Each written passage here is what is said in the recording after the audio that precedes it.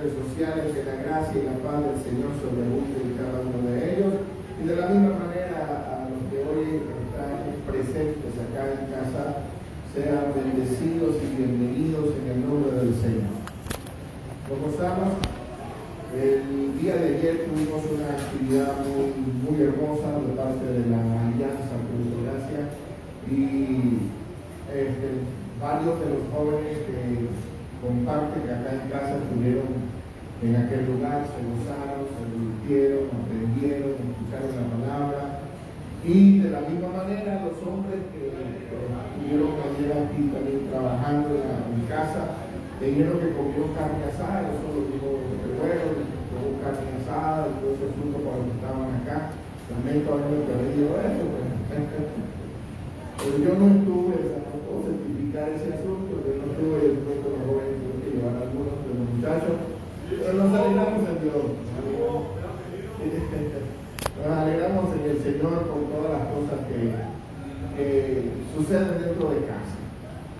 Quiero compartir un mensaje que lo he titulado "La fe no exige señales, las produce". La fe no exige señales, sino que las produce. Dentro de las Escrituras hay una porción en el libro de Mateo, capítulo 16, versículo 1 en adelante. Yo creo que ahorita lo vamos a tener en pantalla, si ya lo tenemos, en el que hay una historia muy fascinante. Dentro de toda la vida de Jesús, siempre lo que eran los escribas, los fariseos, los saduceos, los religiosos de la época, estaban buscando la forma de tentarle, forma de hacerle caer, buscaban un método para que Jesús tropezara y ellos tomarse del tropiezo y señalarlo como falso, señalarlo como alguien que no tenía cordura en las cosas que decía. Y esta no es una de las opciones, o no es una de las de los momentos en los que se escapa esa tentación. El versículo claramente comienza diciendo de que los mismos escribas, para tentar al maestro, le generan y le piden y le demandan prácticamente una señal para poder creer en él. Sabemos que la fama del maestro ya había crecido en todos los ámbitos del territorio donde se desplegaba, y no tan solo donde Jesús estaba, sino que de boca en boca se corría el mensaje del evangelio en todas las ciudades, en todos los lugares, de manera que donde llegaba Jesús ya había una fama de él, y se decía de que Jesús ya venía, Jesús estaba en camino, y se corría esa fama. Para la muestra de eso hay una historia en el que un ciego lo sentaban frente a la puerta de Jericó, y en esa historia dice que la fama de Jesús había corrido de tal manera que el ciego, cuando escuchó que pasaba Jesús, se levantó. Un ciego estaba dispuesto a seguir a aquel que se le había otorgado gran fama. Por lo tanto, eso hizo de que incluso todos los religiosos de la época buscaran la manera de hacerle caer, buscaran la forma de conseguirle falla, buscaran la forma de conseguirles errores, buscaran la forma de que Jesús tuviese algún tropiezo para difamarlo y comenzar a romper esa estructura que ya el mismo Señor había hecho. Pero en particularmente me llama mucho la atención esta porción de las Escrituras, porque esta gente, mire cómo comienza la lectura: vinieron los fariseos y los saduceos para tentarle y le pidieron que le mostrara señal del cielo. Le dijeron: muéstranos señal del cielo. Tal vez las palabras específicas que ellos utilizaron en aquel lugar no fue literalmente muéstranos señal del cielo. Si usted lee otras versiones que se consiguen en el libro de Marcos, en el libro de Lucas o en el libro de Juan, usted va a ver de que hay algunas palabras que se añaden y otras que se quitan. Pero particularmente esta gente lo que quería hacer con el maestro es: queremos creer en ti, queremos tener fe en ti, pero necesitamos que tú nos muestres una señal del cielo para saber que realmente tú eres un enviado de Dios. Que si tú eres un enviado de Dios, vamos a ver que tú haces una señal del cielo. Ahora, el maestro le responde fácilmente diciéndole a estos hombres que ellos sabían interpretar las señales del cielo. ¿En cuanto a qué? Ellos decían, si en la noche ustedes ven un cielo estrellado, ustedes van a decir, es una linda noche la que vamos a tener el día de esta noche. Y si ven en la mañana un cielo despejado, ustedes van a decir, oh, el día va a estar bueno. Pero si lo vemos nublado, ¿qué pasa? ¿Qué pasa cuando nosotros, ahora hablando desde acá, desde este punto de vista, qué pasa si nosotros vemos nublado el cielo? ¿Qué decimos? Va a haber tormenta, va a haber lluvia, o de repente va a haber una ventisca de arena, va a haber mucha tierra, va a haber polvadera, como le digan ustedes acá, ¿verdad que sí? El motivo es que sabemos interpretar claramente lo que el ambiente, la atmósfera y el contorno de nuestras vidas nos está dando como señal. Si usted de repente escucha que va a haber una nevada, usted trata de mirar los cielos. Yo en particular nunca supe interpretar los cielos cuando va a caer una nevada, pero en una ocasión miré el cielo algo rojizo y cuando la gente comúnmente ve el cielo rojizo, dice, va a caer nieve o aguanieve. Entonces, esa es una forma de interpretar los tiempos, esa es una forma de interpretar las cosas que están pasando en nuestro ambiente. Y ese asunto Jesús se lo recalca a ellos diciéndole, ustedes saben, la interpretación del ambiente, de los cielos, cuando ven nubes, saben que va a haber lluvia. Cuando ven un cielo estrellado, saben que la noche va a estar suave, va a estar clara, la noche va a estar buena. Pero cuando ven tormenta, saben cuándo lo van a ver. Y no saben interpretar el mundo espiritual. Porque aquí entra una división entre los que saben interpretar el ambiente natural y los que saben interpretar el mundo espiritual. Y ellos estaban parados en la posición de que eran hombres espirituales, de que conocían las escrituras, de que sabían el ambiente espiritual, no tan solo el natural. Y la confrontación del Señor para ellos es, ustedes que saben tanto de la Biblia y que saben tanto de los escritos antiguos, ¿cómo no saben interpretar el mundo, el ambiente espiritual que se les está presentando el día de hoy? Nosotros tenemos que saber que hay un ambiente en el cual vivimos, pero sobre ese ambiente hay un ambiente en el cual nos introdujo la presencia del Señor, que es el mundo espiritual, el ambiente en el cual Él se había roto en un inicio y para nosotros es abierto por medio de la gracia del Señor. Ahí entra lo que dice las Escrituras, por cuanto todos pecaron, están destituidos de la gloria de Dios. Porque la paga del pecado es la muerte, mas la dádiva de Dios es vida eterna en Cristo Jesús. El hombre por causa de su pecado fue destituido, fue desplazado, fue quitado de esa gracia y de esa gloria. Pero por causa de Cristo somos nuevamente injertados en la gloria del Señor. Por lo tanto, ahora no vivimos en un mundo físico, natural solamente, sino que también poseemos un mundo espiritual a nuestro favor. Porque lo que se ve, dice las Escrituras, es temporario, es algo temporal, pero lo que no se ve es permanente y es eterno. Y ese mundo permanente y eterno es el que se nos ha otorgado dentro de esta gracia. Por lo tanto, cuando Jesús habla con aquella gente, comienza a decirle, ustedes saben bien la interpretación de los tiempos, pero no saben la interpretación de lo espiritual. Y esto es algo muy importante, amada iglesia, porque nosotros ya no podemos vivir por sensaciones ni por la vista. Ellos sabían vivir por lo que veían. Ellos estaban pidiéndole al Señor una señal porque ellos querían experimentar algo visible, ellos querían experimentar algo palpable. Y lo del Señor no puede ser palpable y visible primero. Lo del Señor tiene que ser primero por la fe.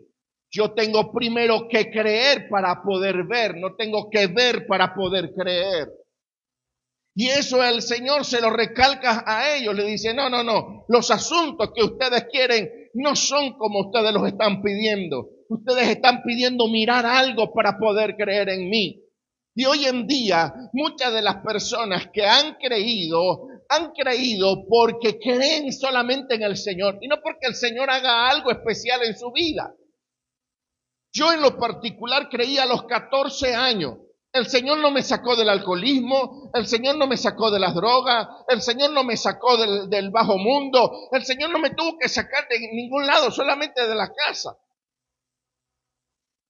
De la casa de mi mamá me sacó el Señor y se me presentó, creí en Él y comencé a caminar.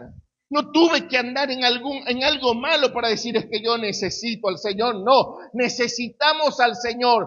Todo tipo de persona que cae en esta tierra. Si usted ya cayó en esta tierra por medio de un papá y una mamá, ya usted necesita del Señor. No se necesita estar en un bajo mundo o estar en un asunto de delincuencia para decir, es que ellos son los que más necesitan. No, todos lo necesitamos. Y en ese ambiente de necesidad, el Señor nos expresa de que por medio de esa fe que nosotros hemos establecido en Él, se va a producir todo lo demás. Ahora, no vamos a desestimar algo particular. Muchas veces el Señor permite situaciones difíciles en nuestra vida para que le reconozcamos. Y a veces es paradójico, pero nuestra naturaleza humana, nuestra condición humana, hace lo mismo que hacían los escribas y los fariseos. Danos una señal. Y cuando nosotros demandamos señal, es porque nos hace falta creer. Cuando yo demando, y a mí me pasó muchas veces, hay muchas razones por las cuales una persona puede demandar señal. Una de ellas, podríamos nosotros decir, es, no quiero hacerlo. Pero hay una demanda de Dios para que tú lo hagas. Pero como esa demanda de Dios está allí latente, decimos, bueno, Señor, te voy a poner un vellón. ¿Sabe usted qué es un vellón? Una señal. Te voy a poner un vellón, te voy a poner una señal. Si el día de mañana el pastor viene con unos pantalones de mezclillas azul, yo lo voy a considerar que no es tu voluntad. Me va a ver casi todos los domingos con un pantalón de mezclilla azul. Entonces, ¿qué es lo que yo estoy buscando? Una señal negativa para no hacer lo que Dios está demandando que yo haga. ¿Me explico en este asunto? Un ejemplo más claro. Si el Señor te está demandando predicarle a alguien y venimos nosotros y le decimos, bueno, Señor, si es tu voluntad que el hermano fulano tal me hable de esto y de esto y de esto. Entonces, ¿qué estamos haciendo? Estamos demandando una señal para algo que yo no quiero hacer. La señal que se nos es dada a nosotros en la iglesia es una sola, es la palabra. No hay otra. A la iglesia no se le es dada señal de que los cielos se van a abrir, de que usted va a ver los ángeles subir y ángeles bajar, usted no va a ver fuego del cielo descender, usted no va a ver... No. La única señal dejada para nosotros, la iglesia del Señor, es su palabra. Hay una demanda de parte de Dios dentro de las Escrituras en el nuevo pacto en cuanto a cumplimiento que necesitamos hacer. Y esto no se hace por cosas que vemos, sino por solamente lo que creemos. Lo que yo creo es lo que está escrito. Yo no puedo creer algo más allá que no te he escrito.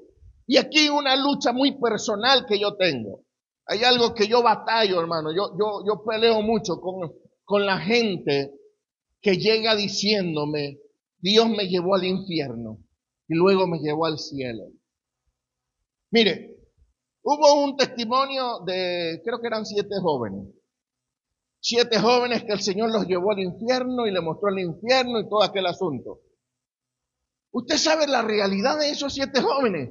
Eran 7 muchachos vagos que se inventaron una historia para recorrer algunas iglesias, pero en los hoteles se embriagaban, en los hoteles fumaban, en los hoteles fornicaban, en los hoteles adulteraban. Y ellos vivían predicando del infierno y de la revelación que ellos tuvieron durante mucho tiempo. He escuchado de gente que dice, fui al infierno. Y allá en aquel lugar, hermano, vi a Michael Jackson. Y todavía no se había muerto Michael Jackson. Entonces, gente que ve cosas que ni la Biblia afirma. Gente que tiene revelaciones del cielo que la Biblia no lo habla. Le he comentado en muchas oportunidades el testimonio que yo tuve en una iglesia en mi ciudad, en Guacara, allá en Venezuela, en la que la hija del pastor decía que ella estaba gordita porque ella iba al cielo y comía, pero cuando bajaba del cielo también comía en la tierra. O sea, no le bastaba comer en el cielo, sino que también venía a comer en la tierra. Y que esa era la razón por la cual ella estaba medio obesa. Hermano, unas cantidades de herejía, todas guiadas supuestamente por una señal. La iglesia no tiene que seguir a Cristo por señales. No somos personas sensoriales. No somos personas que, hoy yo no sentía al Señor en el culto, entonces Dios no estuvo. No, usted no tiene que sentir o dejar de sentir. Usted tiene que creer. Dios está en su familia, aunque usted no lo sienta. Dios está en su matrimonio, aunque usted no lo sienta. Y a veces vemos todas las aguas turbas dentro de nuestro alrededor, pero porque las aguas estén turbas, porque los problemas se estén viniendo, porque las situaciones se estén presentando, no quiere decir que Dios no esté en el asunto. Dios va a estar presente aunque las situaciones, aunque el cielo se esté cayendo a pedazos. Dios siempre va a estar presente en tu vida, porque es una promesa que Él te otorgó. Y Él no es hijo de hombre para mentir, ni es hombre para arrepentirse. Él dijo que hasta lo último de los tiempos iba a estar contigo y Él va a estar contigo. Él no te va a abandonar. Él no te va a dejar. Él por cualquier motivo, razón o circunstancia no va a decir, no, es que ya ahora te voy a dejar. No, Él hizo una promesa para tu vida. Él hizo una declaración para ti. Y este asunto no es por sentimiento, por emociones, por sensaciones o por lo que vemos. Este asunto se trata de creer. Por eso el título es La fe no exige señales. La fe produce las señales. Si yo quiero ver algo, yo solo tengo que creer. Por eso oramos continuamente para que el Señor ¿qué? Produzca un milagro en la vida de alguien, produzca una sanidad en el corazón de una persona. Si vemos a alguien que tiene una enfermedad, oramos para que el Señor lo sane. Entonces primero aplicamos la fe y creemos que Dios puede hacerlo y luego oramos por la persona, porque la fe es la que produce señal, no la señal no me va a producir fe. Porque yo conozco gente que han visto señales y siguen siendo ateos, hermano. Hay gente que siguen viendo cosas raras en el mundo espiritual y siguen siendo idólatras. Hay adoradores allá en Venezuela, en la montaña del Sorte de Guaycaipuro, Negro Felipe, María Leonza. Pare de contar todos los santos, no conozco los de acá, pero conozco los de allá. Y siguen viendo cosas en el ámbito espiritual y a la final no creen en el Señor. Entonces las señales no van a producir una fe firme en el corazón del hombre. Producir una fe firme en el corazón del hombre es la palabra. La misma Escritura dice, la fe viene por el oír la palabra de Dios. Entonces si yo por medio de su palabra puedo adquirir fe y hoy yo me veo sin mucha fe en el Señor, entonces porque hay una decadencia. ¿Cuál es la decadencia? Falta de palabra, hermano. Es sencillo. La fe viene por el oír la palabra. Si yo no tengo fe, me falta palabra. Porque la palabra del Señor trae una fiabilidad, que yo me confíe, que yo tenga una confianza, una seguridad en las cosas que Él declaró sobre mi vida. Cuando la Biblia dice Mi Dios pues suplirá todo lo que os falte conforme a la riqueza de Cristo Jesús en gloria. ¿Qué está diciendo? Está diciendo la palabra que todo lo que a ti te falte, que todas las necesidades que tú tienes, que esa economía escasa, Dios la va a suplir. Ahora, nos desesperamos cuando no tenemos una economía estable. Claro que nos desesperamos, hermano. Nos desesperamos cuando llega el recibo a 2,000 pesos. El recibo de luz. ¿Cuánto te digo? 2,000 pesos el recibo de luz. $100. Ay, Dios mío. Padre, ¿de dónde saco? Y se me unió que me lo trajeron el recibo cuando pago la renta. Señor, yo cobro a la semana 2,500. Y esos 2,500 tengo que pagar luz, tengo que pagar agua, tengo que pagar teléfono, tengo que pagar todo lo que tengo que pagar y solo tengo 2,500. Entonces ahí aplica la palabra, mi Dios pues suplirá todo lo que os falte conforme a la riqueza de Cristo Jesús en gloria. Él es el que te va a suplir. Y si Él lo dijo, Él no te ha mentido. Si Él declaró algo sobre tu vida, Él lo va a producir. No tengas duda de eso, porque la fe es la que va a producir el milagro. El milagro no te va a producir la fe. Es una matemática inversa que nosotros hemos aplicado. La fe va a producir el milagro. Yo tengo que creer, yo tengo que tener la seguridad. Señor, yo he puesto de mi parte, yo he hecho lo que me corresponde, yo he dado lo que está a mi alcance. Entonces lo que no está a mi alcance lo va a producir el Señor. Lo que yo no llego, lo que yo no alcanzo, lo que yo no puedo, lo va a producir el Señor. Bueno, en este mundo vamos a tener cantidades de gente que va a querer debatir contigo el asunto de la fe, como lo quisieron hacer con el maestro. ¿Y el maestro qué les dijo?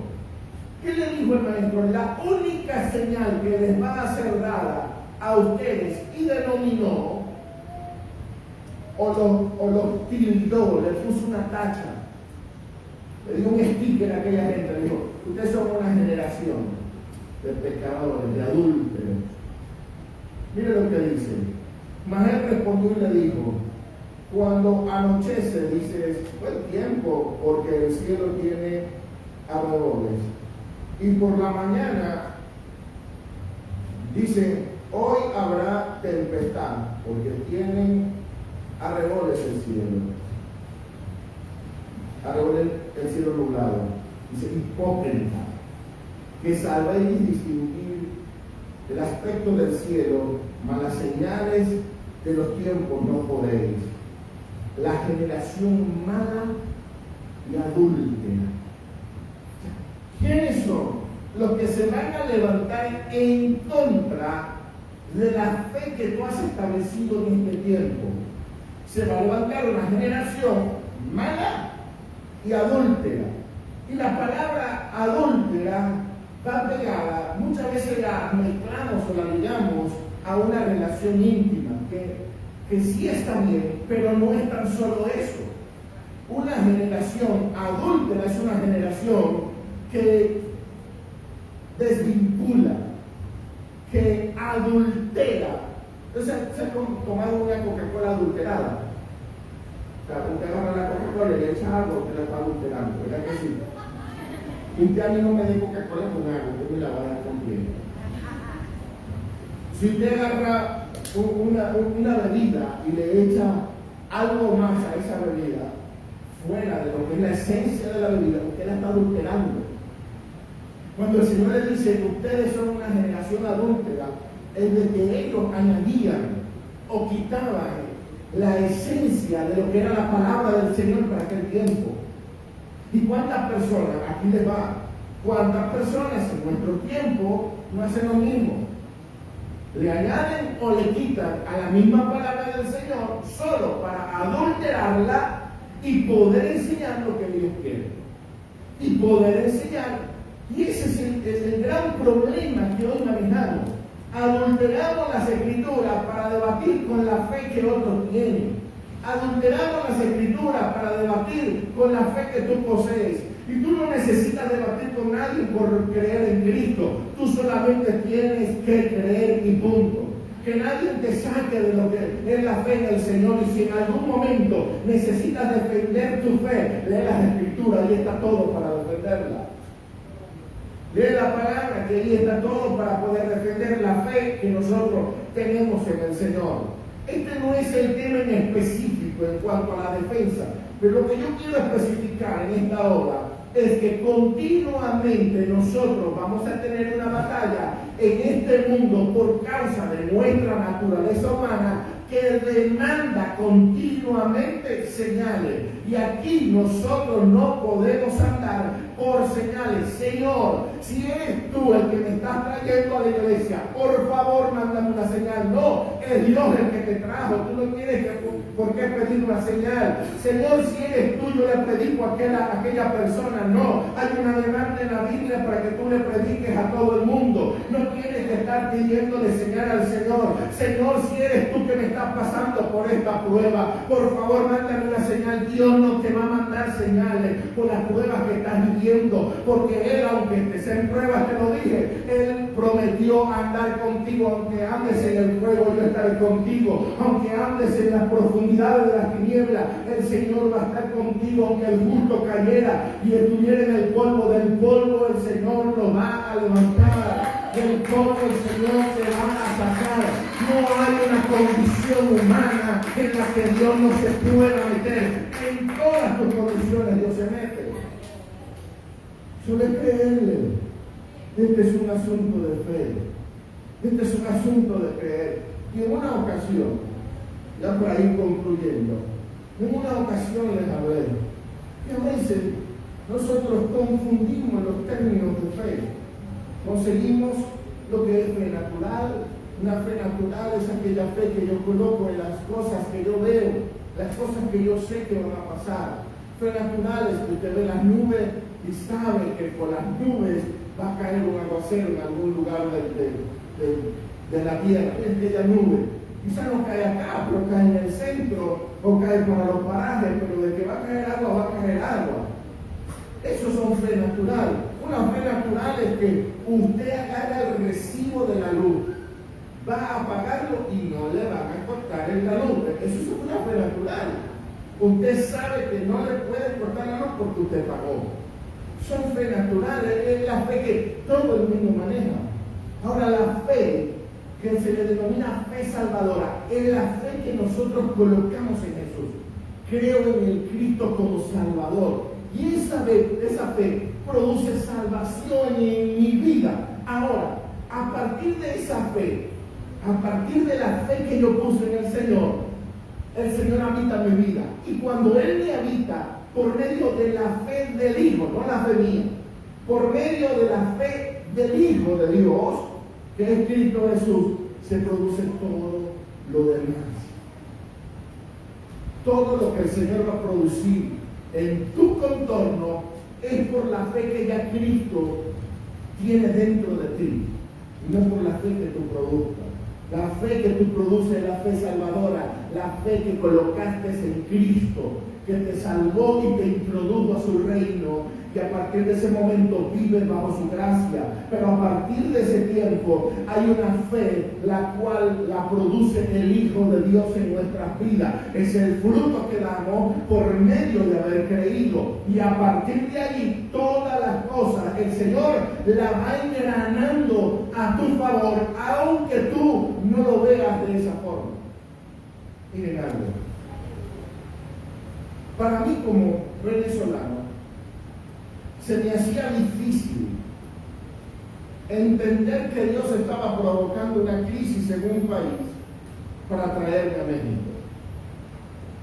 Y que de repente, hace 9 años atrás, cuando yo me paraba a las 3 de la madrugada para hacer una cola, para poder comprar aceite, algo de harina y algo de pasta para mi casa, para que me la vendieran a las 10, 11 de la mañana, después de tener unas 40 o 50 personas delante de mí, y me paré temprano, me paré a las 3 y ya tenía como 20, pero esos 20 llamaban al primo, primo, al sobrino, al tío, ya se metían 60 más.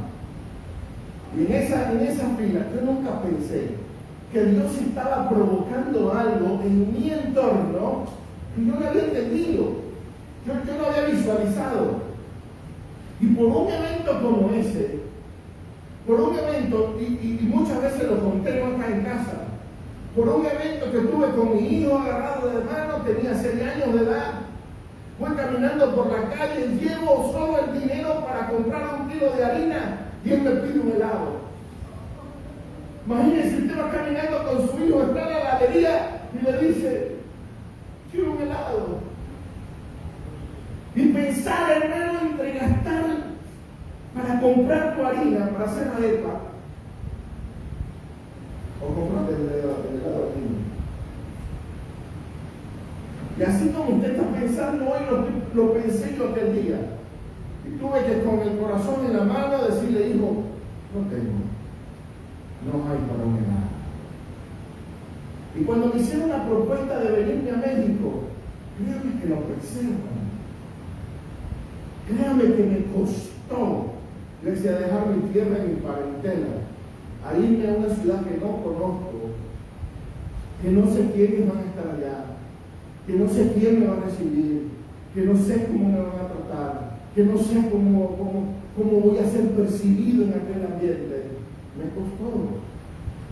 Pero si el Señor me fuese trasladado, es hace 9 años, hace 10 años atrás, me fuera trasladado al día de hoy, yo no dudo, yo no hubiese dudado, hermano, en venirme. Porque el día de hoy, yo puedo ver el propósito de Dios en desarrollo. Allá yo no lo veía. Allá yo no le dije al Señor, dame una señal si tú quieres que no, yo le decía, yo no me quiero ir. Yo quiero que tú me prosperes acá, que tú me hagas crecer acá. Y Dios, créame, Dios me demostró que Él me podía hacer prosperar en mi tierra. Él me lo demostró. Porque cuando yo vine mi primera vez acá, en el 2012, acá me regalaron una casa y un carro.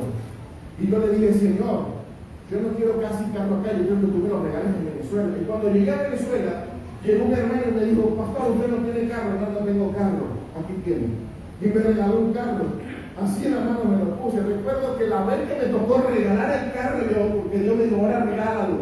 Mi hijo lloró, porque se enamoró del carro. A pesar de que no era, ay, qué buen carro, no. Pero tenemos apegos emocionales, tenemos apegos a las cosas. Y cuando Dios me demuestra a mí de que Él me puede prosperar en mi país, es cuando me dice, sal.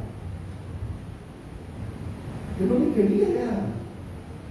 Porque Él, aunque ya me había dado señales en México, aunque Él ya me había dicho por boca de gente, pastor, usted se quiere venir a México. Yo digo, no, pero si Dios me manda, yo me voy. A veces de la boca para afuera sale cualquier cosa. Pero cuando yo estaba allá, que el Señor me estaba demandando venirme, yo decía, no quiero, Señor. ¿Por qué? Porque nuestros aspectos emocionales siempre van a estar latentes. Las cosas que yo veo, las cosas que yo quiero, las cosas que yo anhelo, siempre van a estar latentes.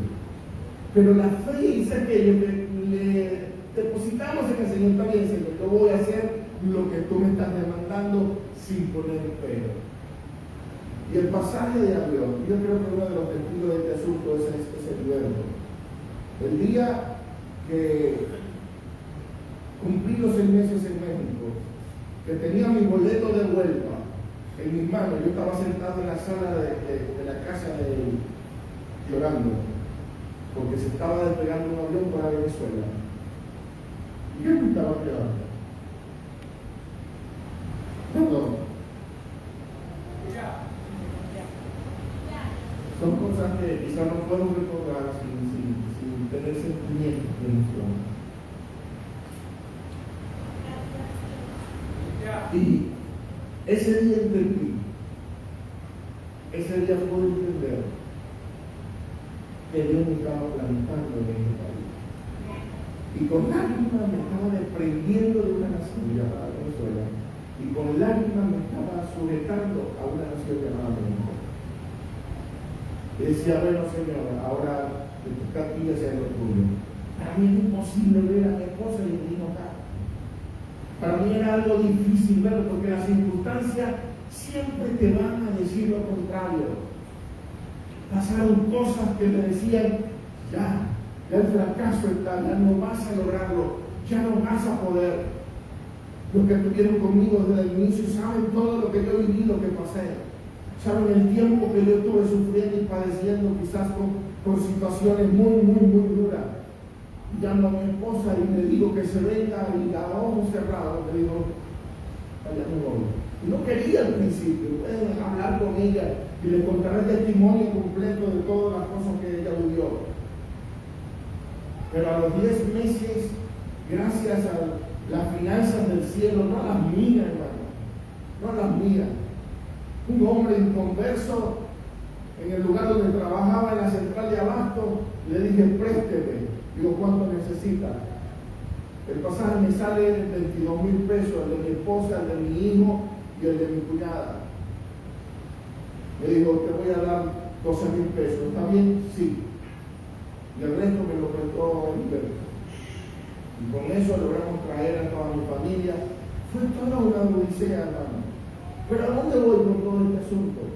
Es que a veces nosotros nos sentimos ahogados en un sitio y no sabemos qué hacer, no sabemos cuál es la voluntad de Dios, no sabemos distinguir hacia dónde nos está llevando el Señor, no sabemos, hemos sabido descifrar el tiempo, el ambiente, la lluvia, los nubarrones, pero el mundo espiritual se nos complica de discernirlo, se nos complica interpretarlo, y es allí donde yo voy. No te preocupes, de repente es el día de hoy, tú no sabes discernir el mundo espiritual por lo que estás pasando, pero si hay una palabra que yo he podido vivirla en carne propia, es confía, Dios tiene el control de todas las cosas, confía, Dios está metido en el asunto, Él te trajo a este lugar, Él te va a bendecir. A pesar de cualquier circunstancia, si te botan del trabajo, si te corren de la casa, si te roban el carro, si te quitan algo que tú anhelas y que tú añoras,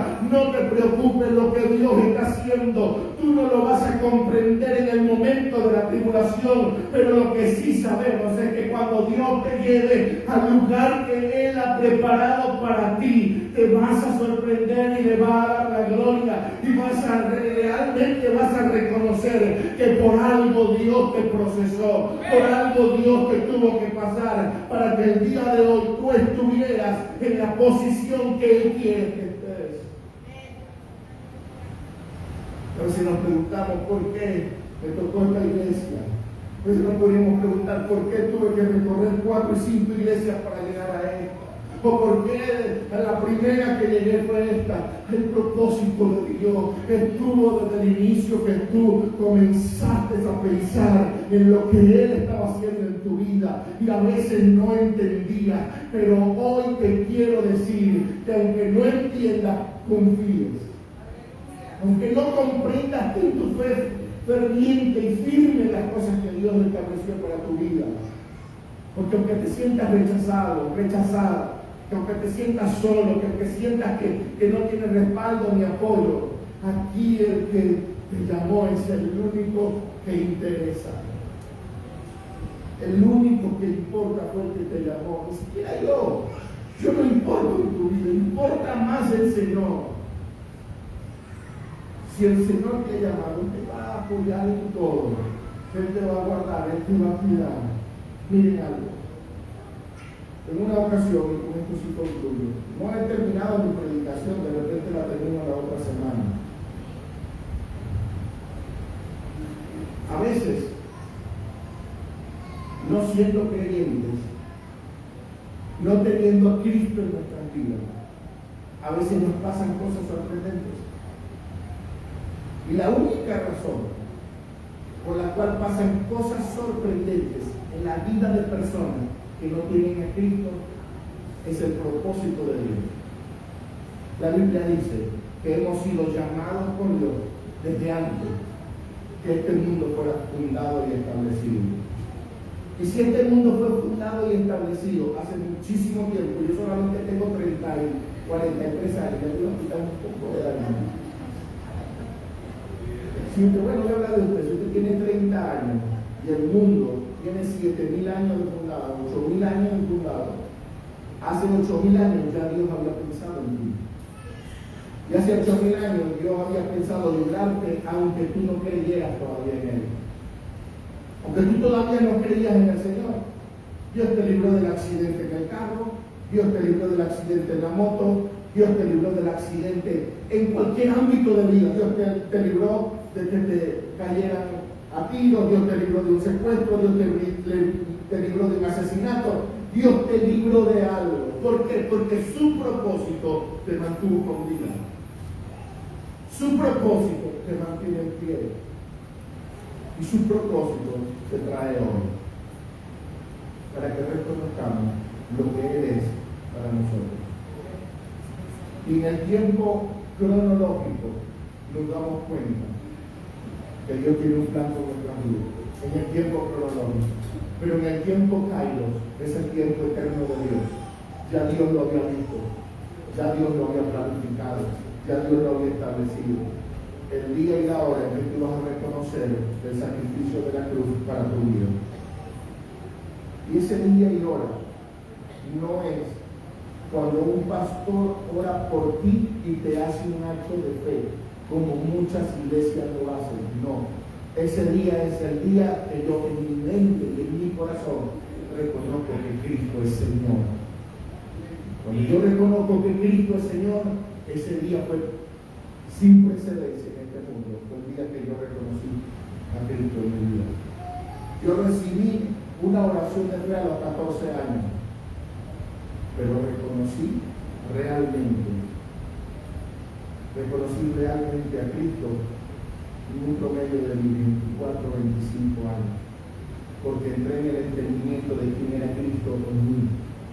No es una oración que yo hago, es una fe que yo pongo en el Hijo. Bendecimos la vida de los que nos miran por las redes sociales. Gracia y paz de la autoridad a Él.